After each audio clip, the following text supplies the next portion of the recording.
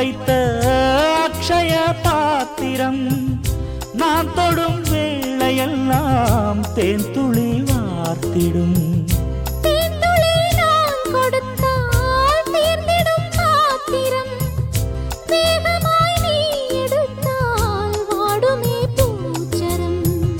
காவிரி ஓடி வந்து கல்லணை சேர்ந்ததா, மோகனம் பாடி வந்து மார்பினில் சாய்ந்ததா.